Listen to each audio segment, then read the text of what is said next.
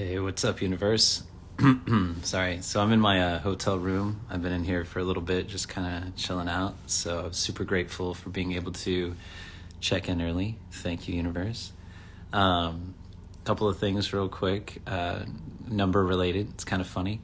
So my paycheck hit this morning, so I was able to transfer the remaining funds to Jason. And I sent the transfer at 2:30. It was 2:32 Pacific time, but when I saw the email in my mailbox, which is still set to Central Time, it was 4:32. And then when I sent Jason a text to let him know that I had transferred it, it was 2:34 Pacific time. That was not intentional. It just happened to work out that way. One thing that I've been thinking about that I wanted to call out, just because I feel like it's important to own, the energy that I had in the car, when I was talking and I was talking about I don't care what title you have, something in your life's messed up probably, that kind of a thing, right? So that kind of energy is very natural for me. It can be. Yet it's also something that I look to be really mindful of, because it's really not the place that I look to operate from. It's not that logically, it's not the points that I'm making that are not what I'm aligned with. It's the energy, it's the way that they are communicated, it's the vibration that I'm putting out. So I'm looking to own that, because I'm aware of that. You know what I mean? I watch my clips, not necessarily all of them, but I watch a lot of them over, after I post them. It's kind of like reading an email after you've sent it. I'm guilty of doing that too. Oh, yeah, maybe. Anyway. So to me, the energy that I had in the car is just as I said in the video, I was right at my edge and just leaning into it. So my own self-regulation, kind of my own ability to rein that in and to be more conscious about that energy, really wasn't my capacity. I was pretty much at my capacity, at my limit, at my edge, to kind of manage what I was managing, and so that energy started to come out, where it was a little bit more edgy, biting, definitely dismissive. And it was dismissive in the sense of when I say I don't care and I have that kind of attitude, a little bit of a flippant attitude towards it, man, I can promise you that when I get to that point, especially in intimate relationships, there's a level of disrespect that kind of comes with that dismissiveness, because I'm not hearing the other person's side. I'm not available to receive other interpretations or other ideas or other thoughts, other input. I've made up my mind. I've kind of walled up. I've really just kind of shut myself off from anything being other than what I'm saying, no, this is the truth, and I'm stuck on it. You know what I mean? I'm very closed off. And that's totally not where I need to be. Remaining as open as possible in every single moment is where I work to be. So I'm calling that out, that I recognize that in that video, I was not there. I was totally not there. I was actually I was very full. My cup was very full. So I'm just owning that, because I think that's important. I'm certainly not going to walk around saying, again, being self-aware as much as I can be, I'm going to own what I can see. And then if people can call other things out, that's cool too. I just recognize, when I watch that video again, I've been wanting to talk about this, almost since I posted the video, but other things have been going on. And I also just kind of wanted to sit with it. But anyway, I just wanted to own that. yeah, so I'm going to get ready here. I'm going to go meet some people for dinner. I think I'm going to go to a couple different places. There's 2 different like Zendesk groups, kind of like, not groups, but there's like kind of different gatherings that are happening, I guess, with different groups. So I'm going to see if I can hit these because there's some overlap, you know what I mean? So I think I'm going to go early to one and just kind of see what's up, and then the one a little bit later this evening is for sure the one I want to connect with, because that's with the Zendesk user group leaders, and you know, Nicole and Drew, like from Zendesk, the community, how do I want to say them? The director of the community, and then I'm not sure what Drew's title is exactly, but regardless, they are the community people, for lack of better words. I'm not conveying that or articulating that extremely well. So anyway, so I'm really looking forward to connecting with them, the other user group leaders, and just letting this all unfold. So I am back to the house. I am really excited about this. I'm not jumping up and down yet. I'm not celebrating yet. The wire has been initiated.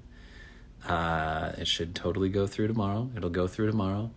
And then I believe that Jason will get the lease set up for me to digitally sign. And from what he said earlier, I'm pretty sure when I arrive home on Thursday, I think there's going to be a way for me to get in that house. I think we're going to be able to move in. I might be moving into the house in the middle of the night, Thursday night. I might just go, if I can get into the house, I'm going to get all my stuff. I'm going to move all my stuff in. I don't care if it's 2 a.m, whatever.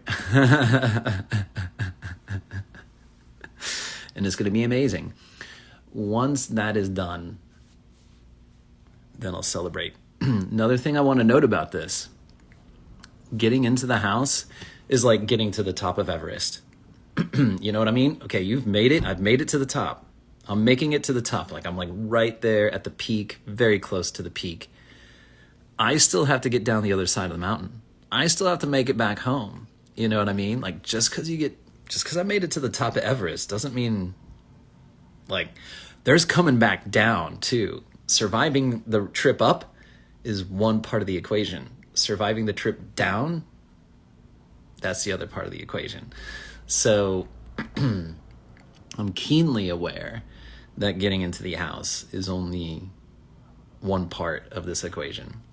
So there's this momentum, right? There's this steam engine that's building here. So I'm letting that happen, and I'm attracting that in. I'm inviting, and I am welcoming and accepting that into my life.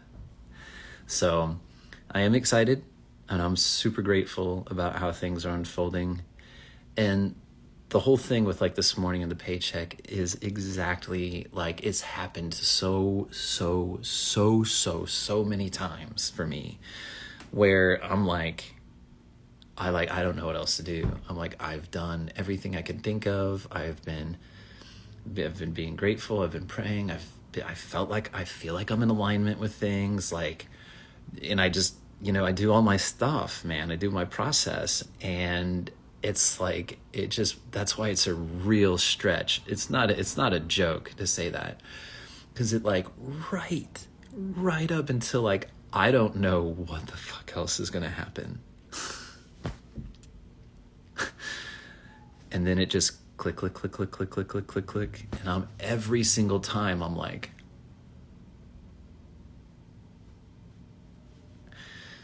we live in a magical place. We live in a magical place. Whew. Man. And I like to be a wizard. One thing actually that reminds me of something that's kind of funny, I think, because I said it, haha. Anyway, whatever. I was talking to my kids last night. Actually, this reminds me of a few things. I had a conversation with my youngest son, who is 14 going on 15 here in a couple of months. And through the choices I've made, and there's just been a lot of emotional, he's a lot like me, right? very empathic, very sensitive, very emotional, very just can read things that way, read the energy. And last night I just this organic conversation occurred, and I just said things that I'm so glad I said. I'm so grateful that came out of me. I had no conscious intention of communicating to him in that moment. But there was just this, for me, it was a beautiful communication. I think for him, it was a lot of receiving where I'm at. And I feel like he's very guarded. He doesn't necessarily feel like he doesn't want to open up. It's very vulnerable for him. It's a defense mechanism because there's a lot of pain and wounding about being emotionally available and then being hurt.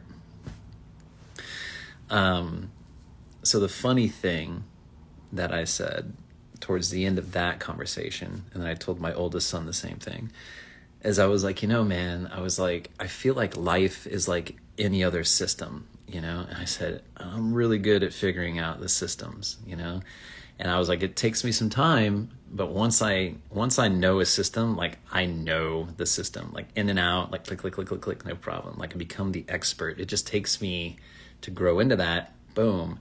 Takes a minute, takes some time. I was like, so I feel like life is like one of these systems. And I said, when I get life figured out, I'm going to be really fucking good at it.